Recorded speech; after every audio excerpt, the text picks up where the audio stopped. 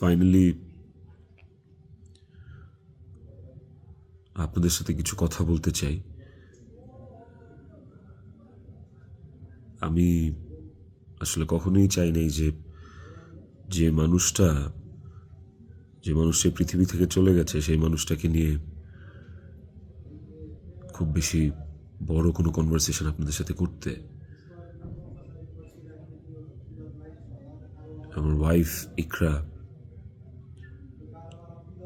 ওই যেহেতু এই পৃথিবীতে নাই, ওরে নিয়ে এত ক্লিয়ারিফিকেশন, ওকে নিয়ে এত কনভারসেশন আমার কাছে মনে হয়েছে যে দরকার নাই। আমি বরাবরই আমার সংসারের ব্যাপার, আমার ঘরের ব্যাপার আমি ঘরে রাখতে পছন্দ করি। সেই জায়গা থেকে ওর মৃত্যুটা এমনিতেই আমাকে যে ট্রমা দিচ্ছে, ওর মৃত্যুটা আমাকে আসলে মানে পাথরই বানায় ফেলছে একরকম। এগুলো নিয়ে আমি আসলে কথা বলতে চাই নাই, কিন্তু আমার কাছে মনে হয় যে আপনারা গল্পের একটা পাতা পড়েই পুরো গল্পটাকে জাজ করতেছেন। একটা পৃষ্ঠা পড়েই পুরো গল্পটা সম্পর্কে আপনারা আপনাদের মনের মতো করে যা খুশি বলতেছেন। পাতার এক পাশ পড়ে আরেক পাশ পড়বেন, এটা তো হয় না, তাই না? আর আমি আসলে কোনো কিছু প্রপারলি গুছায় বলার মতো স্টেটে নাই, পরিস্থিতিতে নাই।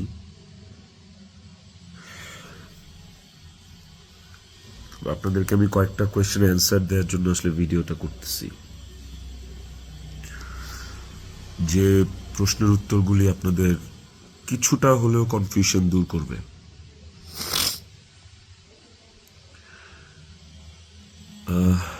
শেষ প্রশ্নটা থেকেই আসি আপনাদের।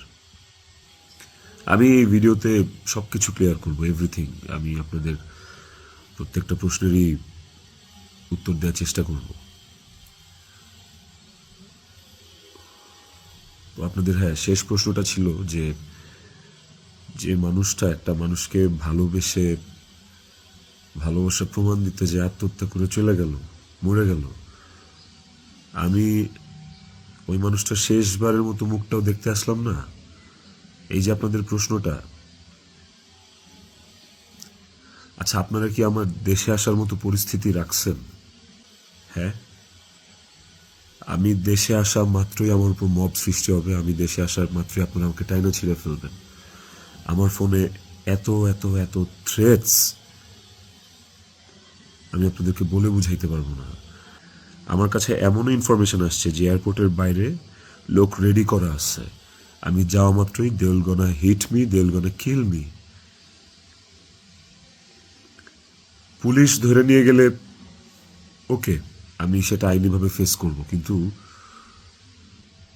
এখন যদি আমিও মারা যাই, আমিও রিজিকের মার কাছে চলে যাই, রিজিকের কি হবে? আপনারা কি চান যে রিজিক তার বাবাকেও হারাক?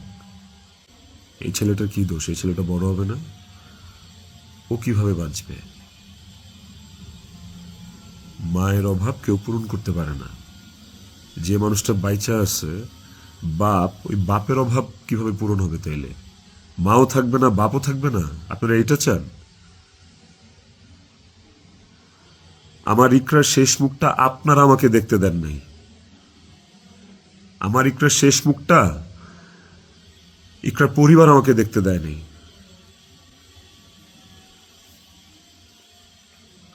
16 বছর সংসার করছি, 16 বছর একটা শত্রুর সাথেও যদি কেউ এক ছাদের নিচে থাকে, সে মারা গেলে তার চেহারাটা দেখার জন্য ছটফট করে মানুষ। আর আমার বউ ছিল, আমি ভালোবাসা তার বিয়ে করছি, ওই মানুষটা মারা গেছে, তার শেষবারের মতো তার চেহারাটা আমি দেখবো না?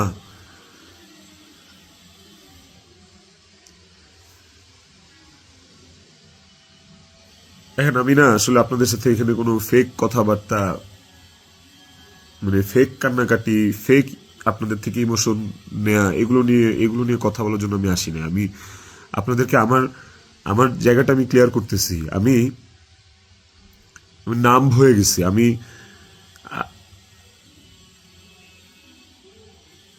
আমারও মনে হয় যে আমি যে কোনো সময় কোনো একটা দুর্ঘটনা ঘটায় ফেলতে পারি, বাট ওই মুহূর্তে যখন রিজিকের ফেসটা আমার চোখের সামনে আসে না, আমি নিজেকে শক্ত না করা ছাড়া আমি কোনো উপায় দেখি না। কারণ এখন আমার কাছে সবচেয়ে ম্যাটার করে রিজিকের লাইফ। ইকরা নাই, ওকে আর ফিরায় আনা কোনোদিন সম্ভব না।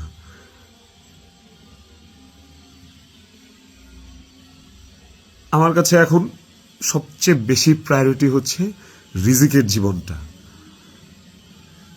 আপনারা না রিজিককে ভালোবাসেন, আপনারা না রিজিককে নিয়ে অনেক কনসার্ন। এই যে এত এত গালি আর হেট্রেড আমাকে নিয়ে, এত কিছু, সব কিছুর অ্যান্সার আপনাদেরকে আমি দিব। তার মধ্যে একটা জিনিস আমাকে একটু হলেও স্বস্তি দিছে, সেটা হচ্ছে যে আপনারা রিজিককে নিয়ে অনেক কনসার্ন। তাহলে রিজিক তার বাবা হারাইলে আপনারা খুশি হবেন?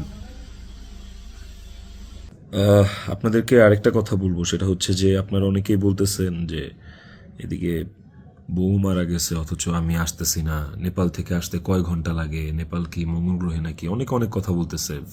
কন্টেন্ট ক্রিয়েটাররা ভিডিও বানাইতেছে যে নেপাল থেকে আসলে 1 ঘন্টা লাগে, এই লাগে সেই লাগে। ভাই, আমি নেপালে 18 বার আসছি, আমি জানি নেপাল থেকে যেতে কতক্ষণ লাগে। কিন্তু নেপাল থেকে বাই রোডে বাংলাদেশে যাওয়ার কোনো সুযোগ নাই। ইন্ডিয়া হয়ে বাই রোড যাওয়া যায়, সেটাও লুকায় টুকায় যাওয়া যায়, অথবা ইন্ডিয়ার ভিসা থাকা লাগে। কিন্তু যেদিনের ঘটনা, সেদিন আমি এমন কোনো চেষ্টা বা প্রয়াস বাদ রাখি নাই যে নেপাল থেকে বাংলাদেশে যেন আসা যায়। সেটা বাংলাদেশ নেপাল ডিরেক্ট ফ্লাইট হোক, ছিল না। ট্রানজিট ফ্লাইট ছিল না, একটা ট্রানজিট ফ্লাইট ছিল, ওইটার টাইম আর ওইটাতে আসলাম, ওকে পরের দিনে আসতে হইতো। তারপর আমি বিজনেস ক্লাস ট্রাই করছি, যে কোনো ট্রানজিট ফ্লাইটে বা নেপালের ফ্লাইটে কোনো বিজনেস ক্লাস আছে কিনা। আমি অনেকভাবে চেষ্টা করছি যে সামহাও বাংলাদেশে আমি ঢুকতে পারি কিনা, বাট ওই দিন, যেদিনের ঘটনা, ওই দিন আমি কোনোভাবেই টিকিট ম্যানেজ করতে পারিনি। এটা হচ্ছে যেদিনের ঘটনা, সেদিনের কথা বললাম। আর এরপরের দিন আপনারা যে বলতেছেন যে শেষ দেখাটাও দেখলাম না, আসলাম না, এই না সেই না, আমি টিকিট কাটছিলাম। কারণ ওই টিকিটটা ছাড়া অন্য কোনো টিকিটে আসলেও অন্য কোনো টিকিটে আসলেও আমাকে দেরি করে আসতে হইতো। সো সবচেয়ে ফাস্টেস্ট টিকিট ছিল এটাই, বাংলাদেশ বিমানের কাঠমান্ডু টু ঢাকা, বাংলাদেশ বিমানের কাঠমান্ডু টু ঢাকা। দেখেন এখানে লেখা আছে 1 মার্চ, এই যে 1 মার্চ। আমি টিকিট কেটে ইমিগ্রেশন পার করেও চলে আসছি।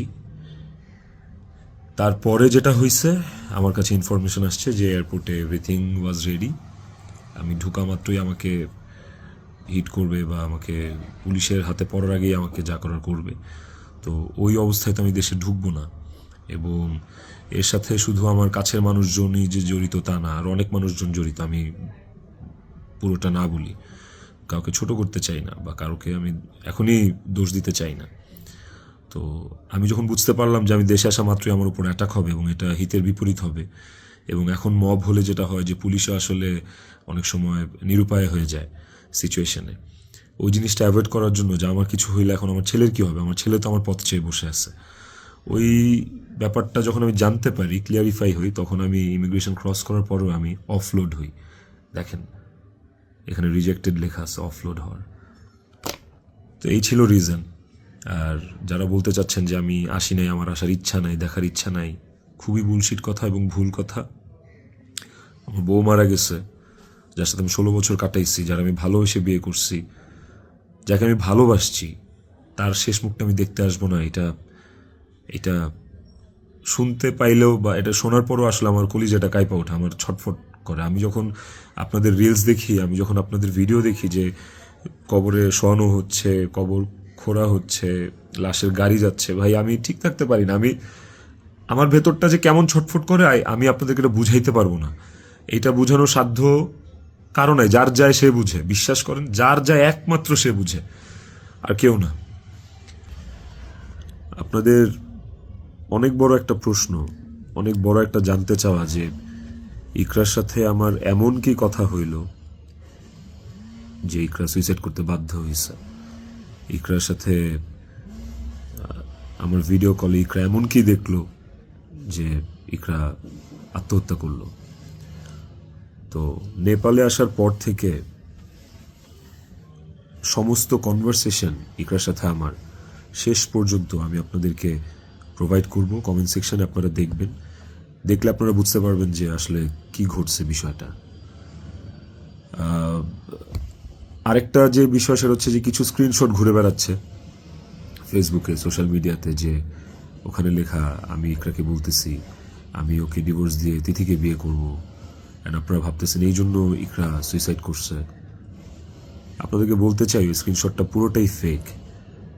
কারণ হচ্ছে আমি কোনোদিন ইকরার সাথে বাংলায় কনভারসেশন করি নাই, কোনো চ্যাটিংয়েই ওর সাথে আমার কোনোদিন কোনো বাংলায় এরকমভাবে বাংলা লেখায় ওর সাথে আমার কোনোদিন কোনো কনভারসেশন হয় নাই। ইকরার সাথে আমি সবসময় বাংলা আর ইংলিশ মিক্স কনভারসেশন করছি। বাংলা আর ইংলিশ মিক্স বলতে বাংলিশ ভাষায় আর কি, বাংলাটাকে ইংলিশে লিখে ওর সাথে কনভারসেশন করছি। তো ওই স্ক্রিনশটটা দেখে আপনারা ভুল বুঝেন না, মিসজাজ করেন না, ওটা একটা ভুয়া এবং ফেক স্ক্রিনশট। আমাকে ফাঁসানোর জন্য আসলে ওই স্ক্রিনশটগুলো বানানো। কে বা কারা বানাইছে আই হ্যাভ নো আইডিয়া। তো টক্সিসিটি একটা বিষয়, আমাদের রিলেশনশিপটা অনেক আগে থেকেই টক্সিক ছিল, অনেক আগে থেকে টক্সিক ছিল। তিথির সাথে পরিচয় হওয়ার আগে থেকেও টক্সিক ছিল, অ্যান্ড ও অনেক আগে থেকে আমার কাছে ডিভোর্স চাইতো, কিন্তু আমি কোনোদিনই ওকে ডিভোর্স দিতে চাইনি, তালাক দিতে চাইনি। আমার একটাই কথা ছিল যে আমি সংসার করব, কারণ আমি নিজে একটা ব্রোকেন ফ্যামিলি থেকে বড় হওয়া ছেলে। আমি যখন ক্লাস 5-এ বা 6-এ পড়ি তখন আমার বাবা মার মধ্যে ডিভোর্স হয়, সেপারেশন হয়। আমি খুব ভালো করে ফিল করছি, আমি নিজে ফিল করছি যে একটা ব্রোকেন ফ্যামিলিতে একটা সন্তান কোন ধরনের ইনকনভেনিয়েন্স, কত ধরনের সমস্যা ফেস করে, তার মেন্টাল স্টেট কেমন হয়। আমি কোনোদিনই চাইনি রিজিক এই স্বাদটা পাক। আমি কোনোদিন চাইনি যে রিজিক ব্রোকেন ফ্যামিলির বাচ্চা হোক, বেবি হোক, বা ও আমি যে কষ্টটা ফিল করছি আমার লাইফে এই কষ্টটা, সেম কষ্টটা রিজিক ফিল করুক, এটা আমি কোনোদিনই চাইনি। এই কারণে আমি অলওয়েজ আমার মধ্যে ট্রমাটা ছিল যে মানে ব্রোকেন ফ্যামিলির কনসিকুয়েন্সেস কি। আমি কোনোদিন ওর কাছে বলি নাই যে আমি ওকে ডিভোর্স দেবো বা আমি ডিভোর্স দিতে চাই। আমি অলওয়েজ ওর সাথে সংসারই করতে চাইছি। তো স্ক্রিনশট দিব, আপনারা দেখতে পাবেন। ইকরা শুরু থেকেই, আমাদের সম্পর্কের শুরু থেকেই অনেক সন্দেহপ্রবণ ছিল, আর এই সন্দেহ প্রবণতার কারণে আসলে আমাদের সম্পর্কটা বেশ টক্সিক হয়ে গেছিল। আর এই টক্সিসিটির মধ্যেও আমরা আসলে সংসারটা চালায় যাচ্ছিলাম। এই যে মানুষটা চলে গেল আমাদেরকে রেখে, এই যে মানুষটা মারা গেল, আমার সহধর্মিনী, ওরে নিয়ে আসলে আমার কতটুকু বলা উচিত আমি আসলে জানি না, কিন্তু সময় চলে আসছে, অনেক কিছু আপনাদেরকে আসলে জানানো উচিত, আপনাদেরকে জানাইতে হবে আমার, কারণ আপনারা একতরফা ভেবে যাচ্ছেন বিষয়টাকে।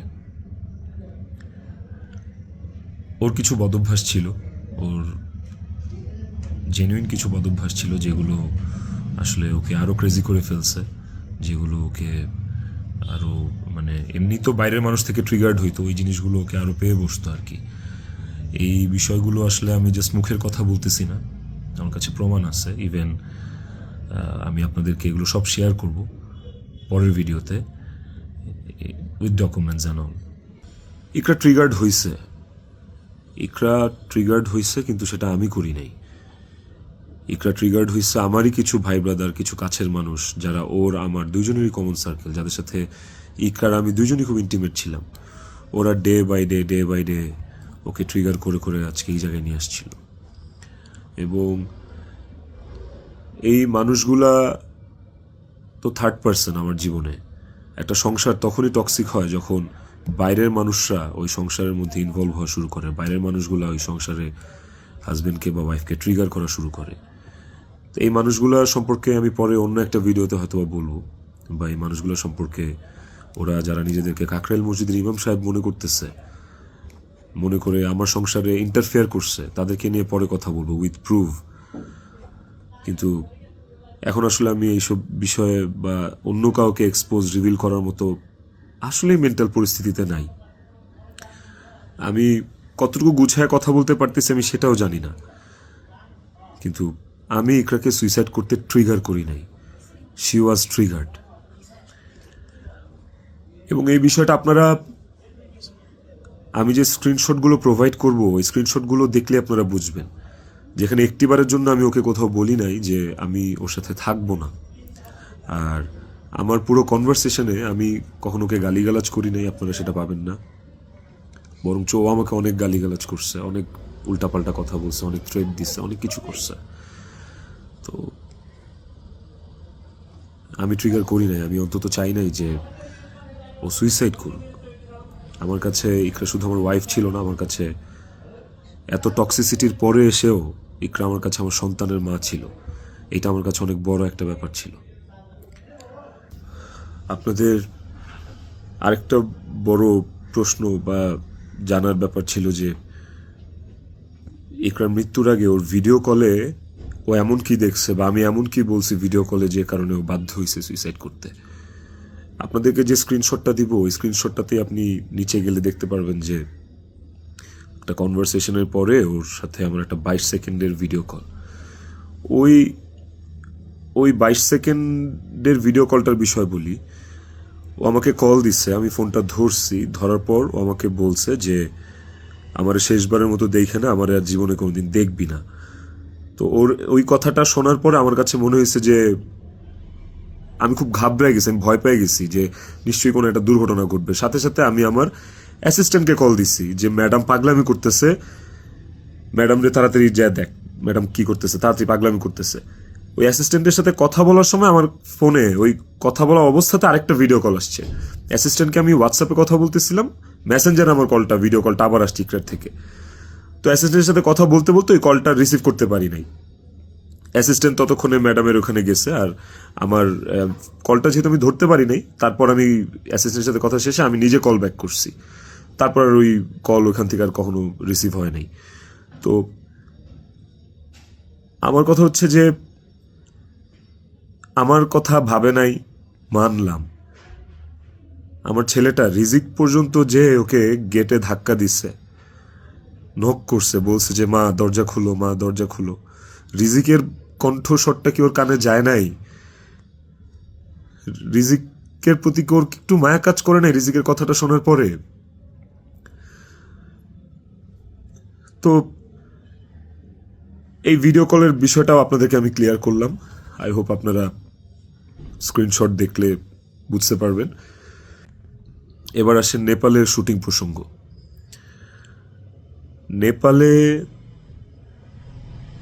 নেপালে কি আমি এই প্রথম জীবনে শুটিংয়ে আসছি? এর আগে আমি নেপালে শুটিং করছি, এর আগে আমি মালয়েশিয়াতে শুটিং করছি, থাইল্যান্ডে শুটিং করছি, সুন্দরবনে শুটিং করছি, দেশে মানিকগঞ্জ, কক্সবাজার, কত জায়গায়, কত আউটডোরে শুটিং করছি। তিথিও ছিল অনেক শুটিংয়ে। ওইসব শুটিংয়েও কিন্তু আমার আশেপাশের মানুষগুলা যারা প্রিটেন্ড করতো যে তারা আমার শুভাকাঙ্ক্ষী, বাট অ্যাকচুয়ালি তারা আমার শুভাকাঙ্ক্ষী না, ওই মানুষগুলা কিন্তু তখন ইকরাকে অনেক ট্রিগার করতো। কই, তখন তো ইকরা এই ধরনের কোনো স্টেপ নেয় নাই, তখন তো আত্মহত্যা করে নাই। আপনারা ইকরার আর ইকরার বান্ধবীর স্ট্যাটাস, সরি কি বলে ওটাকে, স্ক্রিনশট বোধহয় পড়ছেন। ওখানে কিন্তু ইকরা নিজেই স্পষ্ট লিখছে যে ও এইসব মানুষের কথাবার্তা নিতে পারতেছে না, গত 3 বছর ধরে ও এইসব মানুষের ট্রিগার আর সহ্য করতে পারতেছে না। ওর নিজের কথা ও নিজে লিখছে, আপনারা পড়ছেন। তো কিভাবে বলেন যে আমার ইকরাকে আমি মেরে ফেলছি?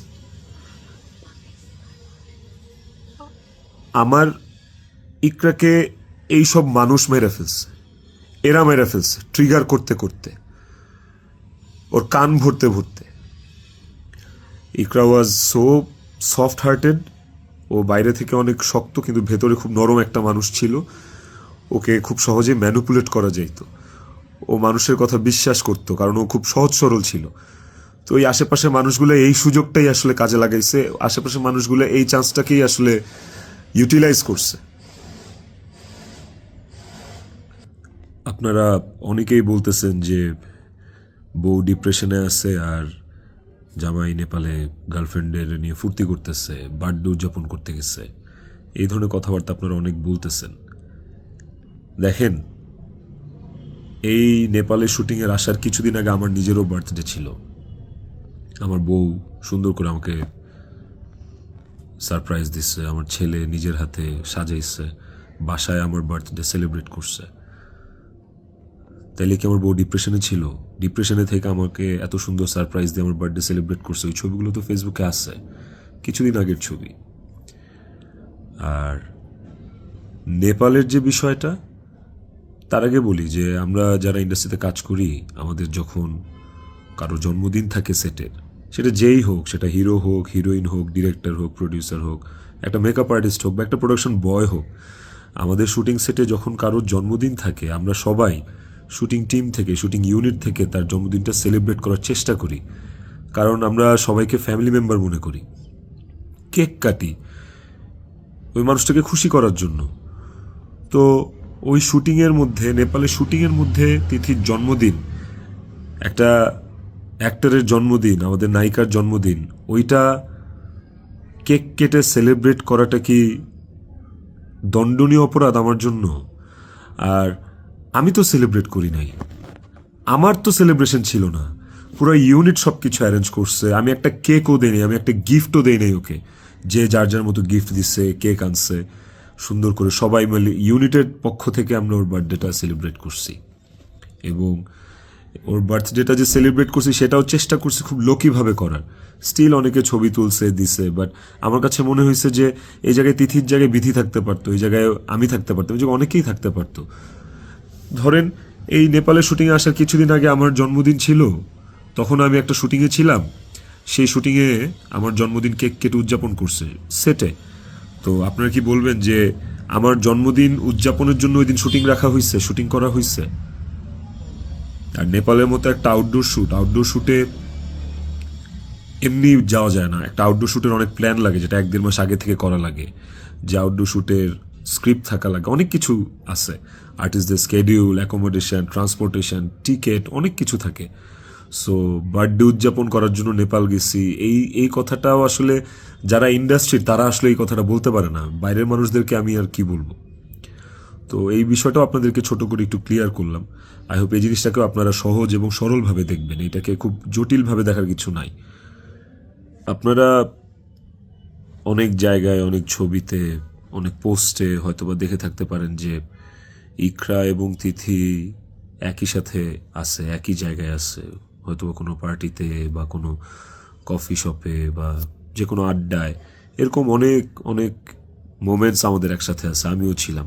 এই আমার জন্মদিনে, আমার এই বছরের আগের বছরের জন্মদিনে সবাই ইনভাইটেড ছিল, সেখানে তিথিও ইনভাইটেড ছিল। যদি বিষয়টা এতটাই টক্সিক হইতো, তাইলে কি এই জিনিসটা এত সহজ হইতো একটা মেয়ের জন্য যে তার হাজবেন্ডের একটা মেয়ের সাথে রিলেশন, সেই মেয়েটাকে তার বার্থডেতে ইনভাইট করে, তার সাথে কফি খেয়ে, তার সাথে আড্ডা দিয়ে, জিনিসটাকে কেমন না বিষয়টা? এবং সেটা তো একবার দুইবার না, একাধিকবার। তিথির বিষয়টা নিয়ে যদি বলি, দীর্ঘদিন একসাথে কাজ করার কারণে, একসাথে স্ক্রিন শেয়ার করার কারণে আমাদের ইন্ডাস্ট্রিতে একটা আর্টিস্টের সাথে একটা আর্টিস্টের ভালো বন্ধুত্ব, ভালো বন্ডিং হইতেই পারে। তিথির সাথেও আমার খুবই ভালো একটা বন্ডিং ক্রিয়েট হয়েছিল এবং একটা নির্ভরশীলতার জায়গা আমাদের মধ্যে ছিল। তার মানে এই না যে আমি ইকরাকে ডিভোর্স দিয়ে তিথিকে বিয়ে করব। এই কথা না আমি কোনোদিন ইকরাকে বলছি, না তিথি কোনোদিন আমাকে এই কথা বলছে। সো এইটাকে এত জাস্টিফাই আপনারা করতে পারেন না। আই হ্যাভ প্রুভ, আমি আমি আমি কয়েক জায়গায় লিখছি যে তুমি আমার ওয়াইফ, ইকরাকে, যে তুমি আমার ওয়াইফ। তো আমার লাইফে ওয়াইফ একটাই, and it is you, and আমি তোমাকে ডিভোর্স দিব না, আমি তোমার সাথে সংসার করতে চাই। কয়েকবার এই কথা আমার কনভারসেশনে লেখা আছে, আপনারা দেখবেন। তিথির প্রতি এই সুন্দর একটা নির্ভরযোগ্যতার জায়গা তৈরি হওয়ার পেছনে যে কারণটা, সেটা হচ্ছে যে চারপাশে এত এত ভুল মানুষ দেখছি, চারপাশে এত এত কি বলে এটাকে, দুধের মাছি আমি পাইছি এই বিগত বছরগুলোতে।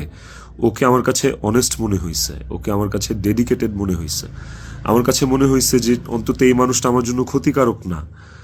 তো যখন আপনি আপনার সারাউন্ডিংসে এরকম একটা মানুষ পাবেন যে মানুষটা আপনার জন্য ক্ষতিকারক না, ডেডিকেটেড এবং এবং যার সাথে আপনার মেন্টালিটি ম্যাচ করে, ওই মানুষটা সাথে আপনার ভালো বন্ডিং হওয়াটা খুব স্বাভাবিক। শুধু আমার না, আর অনেকের এরকম হয়। আমার এখন যেটা মনে হইতেছে সেটা হচ্ছে যে ইকরা আমার কাছে যতবার ডিভোর্স চাইছে, ও যতবার বলছে যে আমাকে ডিভোর্স দিয়ে দাও, আমার আসলে ওকে ডিভোর্স দিয়ে দেওয়া উচিত ছিল, তাইলে অন্তত ইকরা তো বেঁচে থাকতো। একটা টক্সিক সম্পর্ক ধৈরা বাইন্ধা টাইনা হ্যাচড়া টিকায় রাখার থেকে আসলে ওই সম্পর্কটা না থাকাই ভালো। অন্তত মানুষগুলো তো জীবিত থাকতো। দেখেন, ইকরা মারা গেছে, ইকরা একা মারা যায়নি, ইকরার সাথে আমাকেও নিয়ে গেছে। আমি আমি এখন একটা জিন্দা লাশ। পৃথিবীতে পৃথিবীতে সবচেয়ে বড় শাস্তি কি হইতে পারে? আমি যদি ফাঁসিতেও ঝুলি, ওটা আমার কাছে কোনো পানিশমেন্ট না, শাস্তি না। আমাকে যদি আপনারা মব করে মাইরাও ফেলেন, সেটাও আমার জন্য শাস্তি না। আমি আমার শাস্তি পায়া গেছি। এবং এই যে জিন্দা লাশ হয়ে বেঁচে থাকাটা, এটা আমাকে সারা জীবন বয়ে বেড়াইতে হবে। ওর অভাব আমার সারা জীবন ফিল করতে হবে। আমার নিজের জন্য বাঁচার আসলে আর কিছু নাই। আমি আমার শাস্তি পায়ে গেছি। আমি আমি এর চেয়ে বড় কোনো শাস্তি হইতে পারে না যে আমি একটা জীবিত লাশ হয়ে সারাটা জীবন পার করব। বিশ্বাস করেন, আমার দম বন্ধ হয়ে আসে, আমার নিঃশ্বাস বন্ধ হয়ে আসে। আমি আমি আমি 5 মিনিট পর পর আমি উন্মাদ হয়ে যাইতেছি। বাট ইভেন আমি আমি সুইসাইড করারও অনেক চিন্তা ভাবনা করতেছিলাম। বারবার মনে হচ্ছিল যে আমি ইকরার কাছে চলে যাই, ইকরা আমাকে ডাকতেছে। কিন্তু যখনই রিজিকের চেহারাটা চোখের সামনে ভাইসা ওঠে না, ওই মুহূর্তে আসলে আর আর কিছু মাথায় কাজ করে না। মনে হয় যে না না না না, আমি করতে পারবো না, রিজিকের জন্য আমার বাঁচতে হবে। আপনারা প্লিজ প্লিজ রিজিকের জন্য হইলেও আমারে বাঁচতে দেন, আমারে দেশে আসতে দেন প্লিজ। আপনারা যদি রিজিককে ভালোবাসেন, আমাকে একটা সুযোগ দেন রিজিকের যোগ্য পিতা হয়ে দেখানোর। আমি ওকে একটা সুন্দর জীবন দিতে চাই। আমি ওর মায়ের অভাব পূরণ করতে পারবো না, কিন্তু আমি ওকে আমার বাবার ভালোবাসা থেকে, আমি ওর বাবার ভালোবাসা থেকে বঞ্চিত করতে পারবো না। আমি চাই না। আমি ওকে ওকে একটা আদর্শ বাবা হয়ে দেখাইতে চাই। আমার সন্তানটা আমার সাথে খুব কানেক্টেড। যারা আমার কলিগ, তারা দেখছে, তারা জানে যে আমার ছেলেটা আমার জন্য কি পরিমাণ ক্রেজি, পাগল। আমাকে আমার ছেলের কাছে যাইতে দেন আপনারা প্লিজ। ও আমার জন্য অপেক্ষা করতেছে। ওকে ওকে আমি মানুষের মতো মানুষ করতে চাই। ওকে আমি পৃথিবীতে সুখের একটা জীবন দিতে চাই প্লিজ। আইনের প্রতি আমার শ্রদ্ধা আছে। আমি দেশে আসলে আইন আমাকে যে শাস্তি দিবে, আইন যে সিদ্ধান্ত নিবে, আমি সেই সিদ্ধান্তের সাথে একমত থাকব। আমার তাতে কোনো আপত্তি নাই। আমি আইনিভাবে এই জিনিসটা ফেস করবো, আমার কোনো আপত্তি নাই। কিন্তু প্লিজ আমাকে রিজিকের থেকে দূরে সরায়েন না আপনারা। এতটুকু আপনাদের কাছে অনুরোধ করে বলতেছি, হাত জোর করে বলতেছি, প্লিজ।